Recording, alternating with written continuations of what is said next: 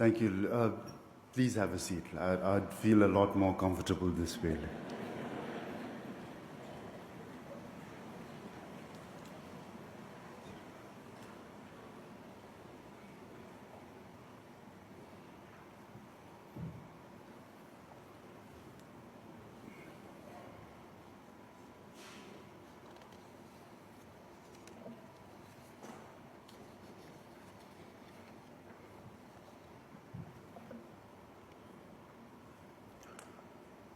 Professor Dr. Surakyat Sathirathai, Chairman of the University Council, Professor Dr. Willard Puriwan, President of Chulalongkorn University, distinguished faculty, honored guests, ladies and gentlemen, as well as all the young students who are here. Jitin and I are truly honored to be here with you today to receive an honorary doctorate from Chulalongkorn University, Thailand's first and most prestigious institution of higher learning. This is something we hold with the deepest appreciation. Thank you. Let me tell you a story. When I was a young student, first in America and then in England, I was, like many students, far from home, often homesick. And when you are Bhutanese homesick, this has a particular flavor. You see, there were no Bhutanese restaurants, none. Not in Boston, not in London, not anywhere. So no ematatsi, no kyawatatsi, no proper rice with spicy curry. I would wander the streets hungry for home and not find anything. And then I discovered Thai food. The spice, the rice, the warmth. It was not Bhutanese, but it was close. It was my comfort food. Every Thai restaurant I walked into felt like a small piece of home. I cannot tell you how many green curries saved me during those years.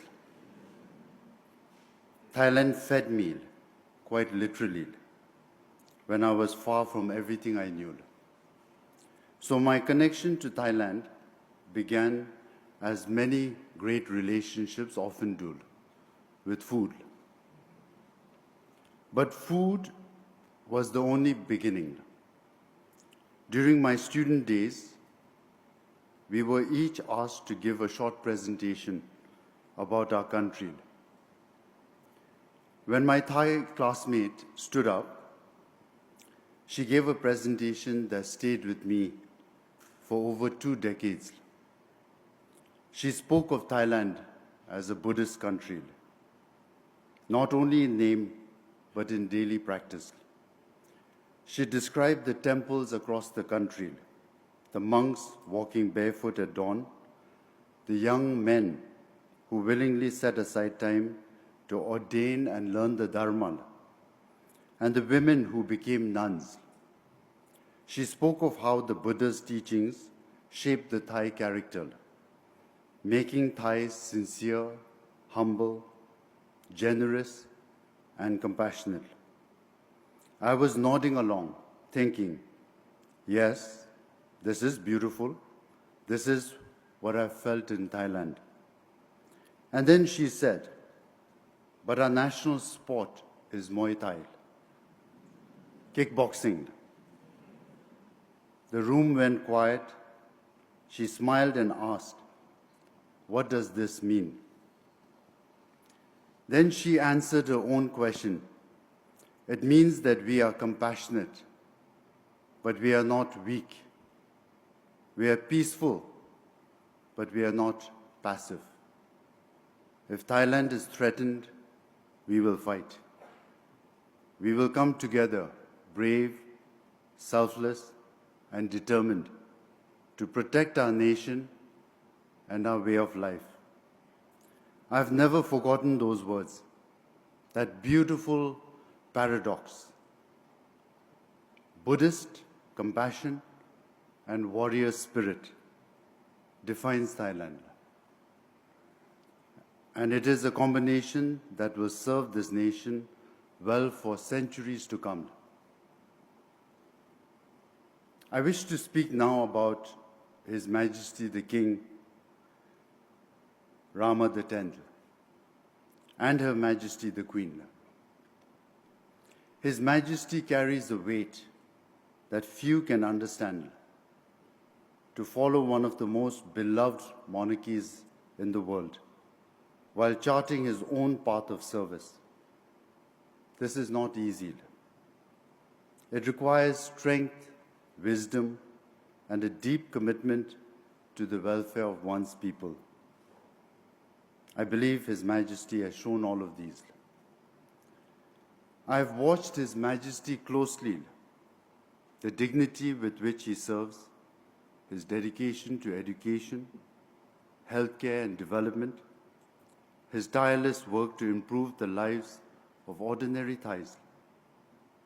He continues the Chakri legacy with grace, with purpose, and with a quiet determination that I deeply admire. I might be breaching protocol,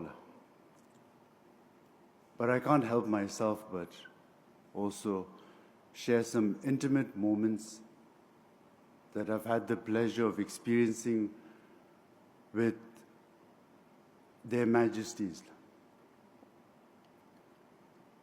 I have a great deal of admiration for His Majesty Rama X, his indomitable strength.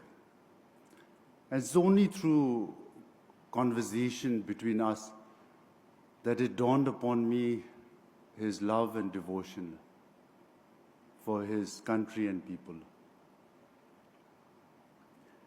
And then, of course, Her Majesty the Queen. Now, here again, I'm reminded of a conversation between father and son. I was a young man, and I recall my father telling me, you must always serve your country. And then to that I reported to His Majesty, my father. I said, Apla, I shall serve you. He said, no, you mustn't serve me. You must serve your country and your people. So to that I said, Apla, you carry the weight of a nation. You serve our country. You serve our people. So as of now, I stand beside you, and I would like to serve my people and my country through you.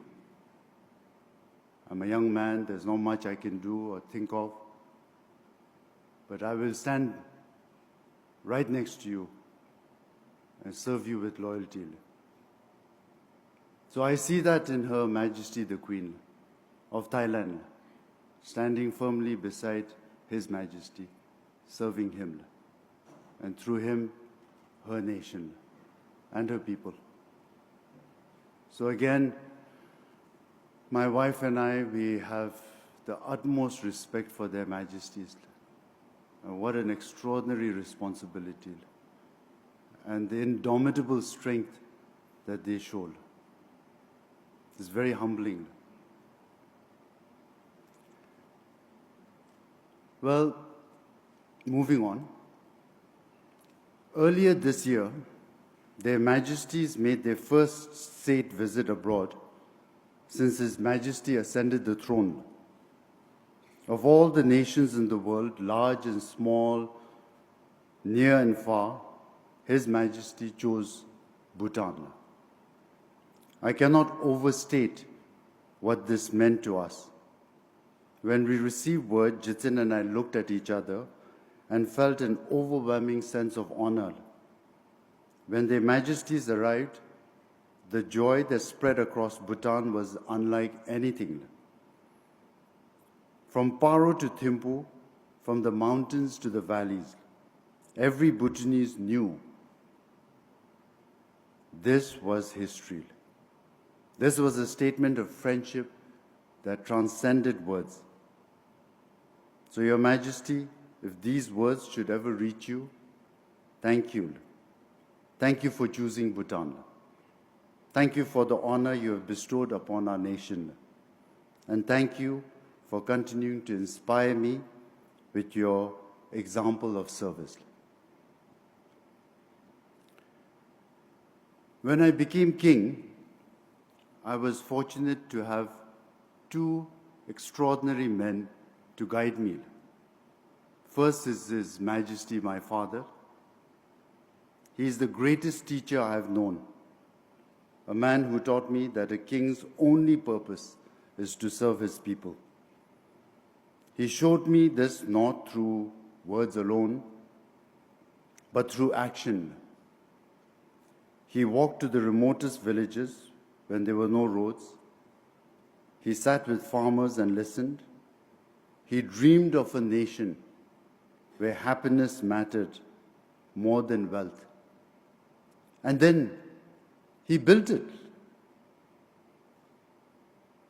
And when he believed Bhutan was ready, he did something almost unheard of.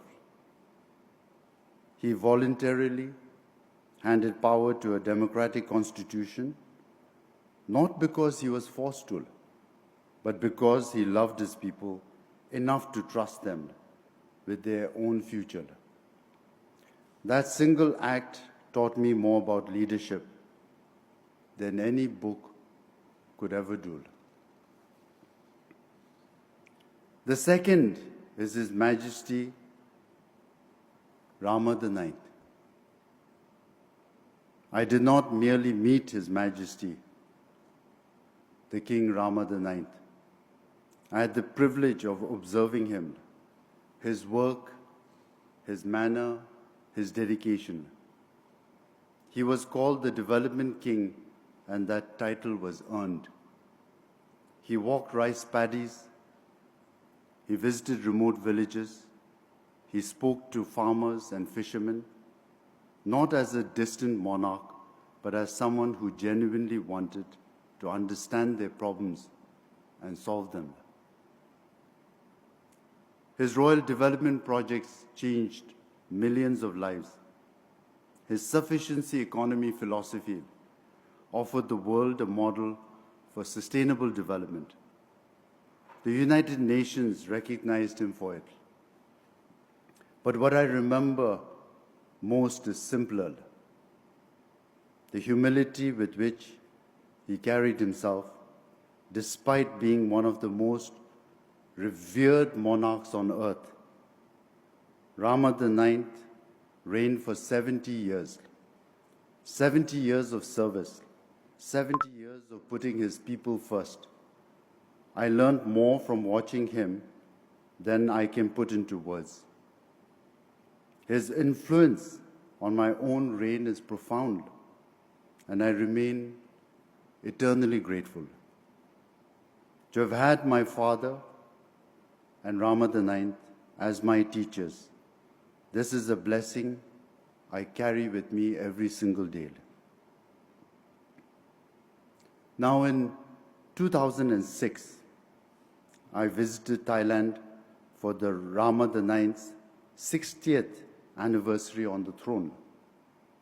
I was Crown Prince then, young, a little nervous, representing my country on a grand stage for the first time. The Thai people saw me, and they did something extraordinary that touched me deeply. They did not call me the Crown Prince of Bhutan or the representative from Bhutan. They called me Prince Jigmeel, my name, as if I were family. Since that day, the Thai people have shown me and Bhutan nothing but kindness warmth, and support, year after year, without fail. I've never had the right moment to say what I've always wanted to say. Today, I have that moment. So let me say it. Thank you, Thailand. Thank you for your kindness. It has not gone unnoticed, not for a single day. I do not know what I have done to deserve it, but I'm grateful beyond words. And I want you to know I intend to spend the rest of my life reciprocating. Whatever I can do for Thailand, within my capacity, I will do. Your friendship has meant the world to me, and I hope mine can mean something to you. Before I close, let me say something about Thailand's future, not as flattery, but as honest observation. Thailand and Bhutan share a rare bond. We are among the few nations never colonized. While empires conquered and divided, Thailand remained free through the wisdom of King Mongkut, the brilliance of King Chulalongkorn, and successive great leaders, and most importantly, the resilience of the Thai people. The spirit of independence runs deep here. Thailand sits at the heart of Southeast Asia, a natural crossroad of trade and culture. It is blessed with diversity, mountains and beaches, cities and villages, industry and agriculture. Its people are educated, adaptable, and bound together by sacred faith and a beloved monarchy. But what I admire most is Thailand's sensibility, the wisdom to know when to bend and when to stand firm. This pragmatism, this instinct for balance has kept Thailand stable while others have stumbled. It will carry Thailand far into the future. Now, Jitin and I, we leave this ceremony with full hearts. This honor from Chulalongkorn University, from the pillar of the kingdom, is something that we will always cherish.